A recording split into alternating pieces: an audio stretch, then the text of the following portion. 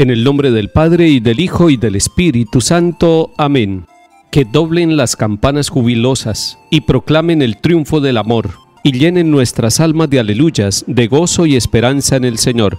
Los sellos de la muerte han sido rotos, la vida para siempre es libertad. Ni la muerte ni el mal son para el hombre su destino, su última verdad. Derrotados la muerte y el pecado, es de Dios toda historia y su final. Esperad con confianza su venida, no temáis, con vosotros Él está. Volverán encrespadas tempestades para hundir vuestra fe y vuestra verdad. Es más fuerte que el mal y que su embate, el poder del Señor que os salvará.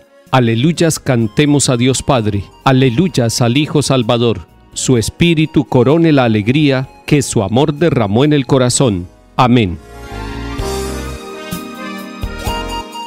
Lectura de la primera carta del apóstol San Pablo a los Corintios, capítulo 11. Hermanos, al recomendarles esto, no puedo aprobar que sus reuniones causen más daño que provecho. En primer lugar, he oído que cuando se reúne su iglesia se dividen en bandos, y en parte lo creo, porque hasta partidos tiene que haber entre ustedes, para que se vea quiénes resisten a la prueba. Así, cuando se reúnen en comunidad, les resulta imposible comer la cena del Señor, pues cada uno se adelanta a comer su propia cena, y mientras uno pasa hambre, el otro está borracho. ¿No tienen casas donde comer y beber? ¿O tienen en tan poco la iglesia de Dios que humillan a los pobres? ¿Qué quieren que les diga?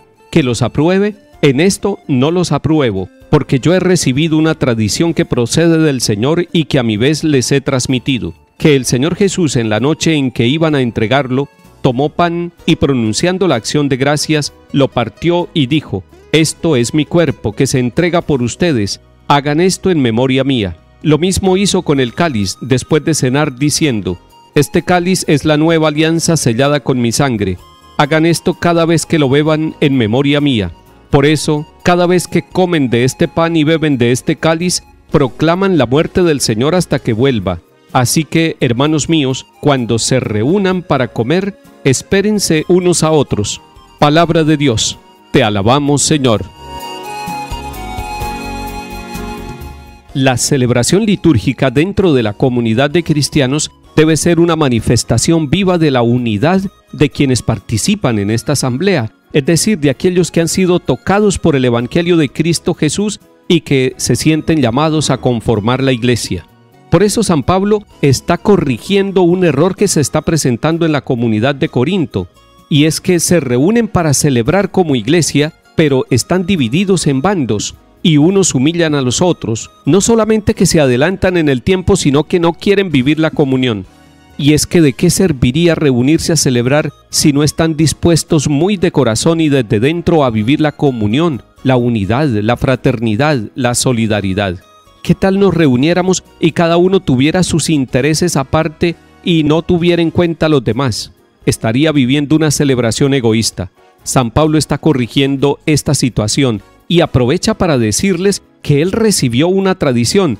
Este capítulo 11 de la primera carta a los Corintios es muy importante cuando se quiere hablar de la Eucaristía. Pablo nos muestra la tradición más antigua de cómo nació la Eucaristía entre nosotros los cristianos, los seguidores del Señor. La Eucaristía brotó del mismo corazón de Cristo, de sus manos benditas en la noche de la última cena con sus discípulos. Él fue el que tomó el pan en sus manos. Jesús fue el que pronunció estas palabras que pronuncia el sacerdote cada vez que celebra la Eucaristía: «Esto es mi cuerpo que se entrega por ustedes». Pero además, dice San Pablo que en esa misma noche Jesús en la cena tomó el cáliz y dijo: «Este es el cáliz de la nueva alianza sellada con mi sangre». Jesús está diciendo: «Este es mi cuerpo y esta es mi sangre», y lo dice además y lo recomienda para toda la posteridad, para nosotros que hacemos parte de su pueblo santo. Hagan esto cada vez que lo beban en memoria mía.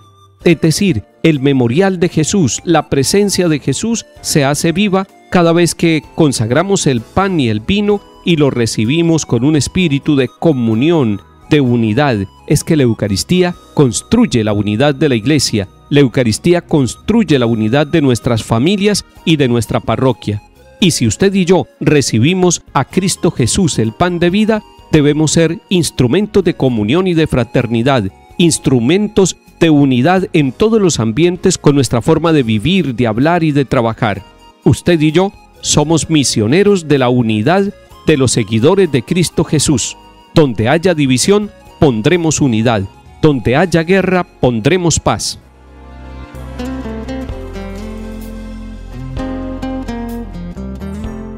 Salmo 39.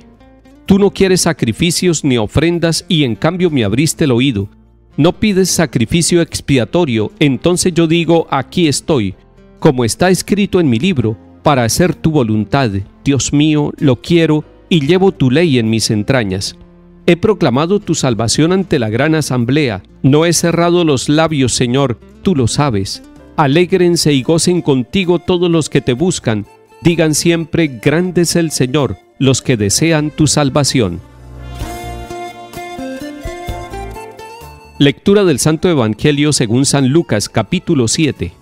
En aquel tiempo, cuando terminó Jesús de hablar a la gente, entró en Cafarnaún.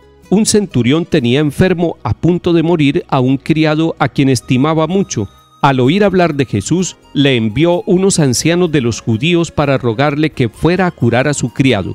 Ellos, presentándose a Jesús, le rogaban encarecidamente: merece que se lo concedas, porque tiene afecto a nuestro pueblo y nos ha construido la sinagoga.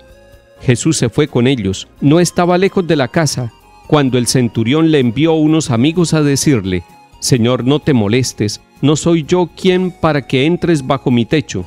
Por eso tampoco me creí digno de venir personalmente. Dilo de palabra y mi criado quedará sano, porque yo también vivo bajo disciplina, y tengo soldados a mis órdenes, y le digo a uno ve y va, al otro ven y viene, a mi criado haz esto y lo hace. Al oír esto, Jesús se admiró de él, y volviéndose a la gente que lo seguía, dijo: les digo que ni en Israel he encontrado tanta fe. Y al volver a casa los enviados encontraron al siervo sano. Palabra del Señor. Gloria a ti, Señor Jesús. El Señor Jesús está en Cafarnaún, en una ciudad junto al lago de Galilea. Allí le piden un favor, y es un favor extraño porque viene de parte de un centurión. Un centurión primero es un romano, segundo es un militar, está a cargo de 100 hombres. Y llama la atención que el centurión se preocupa por su criado. Hay muchos jefes que no se preocupan por sus empleados, pero este centurión está preocupado porque uno de sus criados, a quien estima mucho, está a punto de morir. Y busca la solución para su criado. Manda a unos judíos, no va personalmente. Alguno pudiera decir, ese es un acto de arrogancia, no ir personalmente. Pero no, el mismo centurión después lo explica. Le pide a Jesús que ni siquiera se moleste, que lo diga de palabra. Dice él, y eso por mí, porque no soy digno. ¿Quién soy yo para que entre bajo mi techo? Es lo que decimos siempre durante la Eucaristía nosotros a punto de recibirla. Señor, no soy digno de que entres en mi casa, pero una palabra tuya bastará para sanarme. Esa palabra la dijo el centurión. Está expresando la humildad de su fe, la humildad de su vida, la humildad que le lleva a reconocer como un hombre necesitado y como un hombre pecador, indigno ante la presencia santísima de Jesús el Señor. Y Jesús reconoce en este hombre un buen sentimiento, una buena actitud, para con el criado y para con Jesús mismo. Y por eso le concede la gracia de la sanación a este siervo. No necesitó Jesús ir a la casa, no necesitó tocarlo y quedó sano. Al centurión tenemos que reconocerle su actitud de humildad y de fe.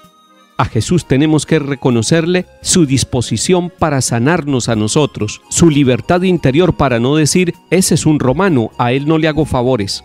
Hoy el Señor nos está enseñando nuevamente que para hacer el bien y para vivir el amor no puede haber fronteras. Que el Señor nos bendiga y acompañe, en el nombre del Padre, y del Hijo, y del Espíritu Santo. Amén.